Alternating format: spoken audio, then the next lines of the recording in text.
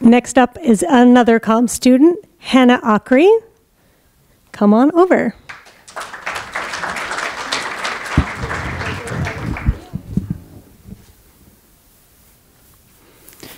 Every Saturday, I would reintroduce myself to Russell, or Russ, as he liked to be called. As a second year in medical school, I took on the responsibility of being a caregiver to this man. Russ had progressive dementia, which rendered him unable to hold me in his memory. So essentially, I walked on to the set of Groundhog Day. But after 10 minutes or so, he would warm up to me, and we would spend our time together poring over picture books, going for walks, and swapping stories. Russ lived alone with his wife in a small cottage on the coast of Maine. His children had grown up and moved away. I could tell these Saturdays were his social outlet. And truthfully, knee-deep in the trenches of medical school, they were mine too. It was my second time visiting with Russ, and I brought over a fresh pot of mint tea to the table. As I sat down, I noticed his arms outstretched on the table, with his palms facing up. I took a moment to appreciate the kindness in his work-worn hands. And when our eyes met, he asked me to pray with him.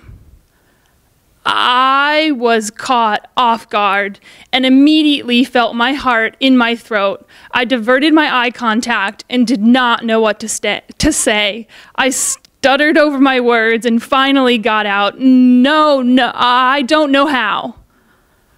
I could tell he was disappointed as he poured his cup of tea.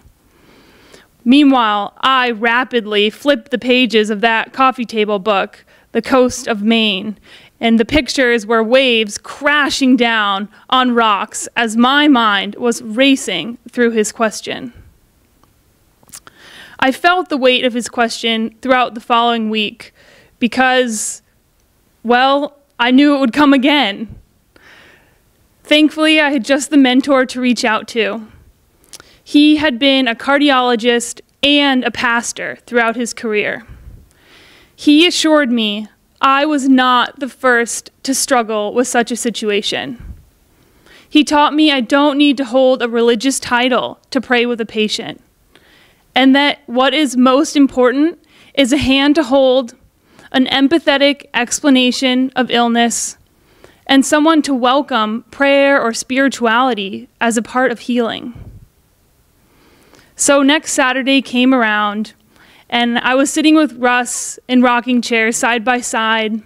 We were on this beautiful glassed-in wraparound porch, and we were appreciating the sunlight streaming in that afternoon.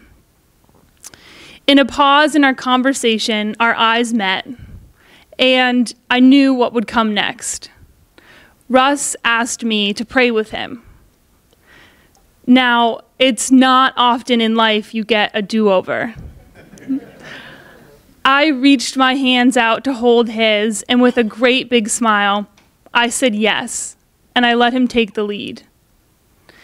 In perhaps the most intimate of lessons, I learned how important this was to him. And I was so surprised to feel a wave of peace wash over me. Russ taught me so many lessons. He taught me to lean into these moments that make me nervous and not be afraid to step outside of your comfort zone. But more than that, he taught me to react with openness at the bedside if asked to pray with a patient. The word spirituality comes from the Latin term spiritualitas, which actually means breath.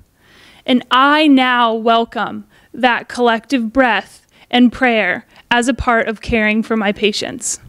Thank you.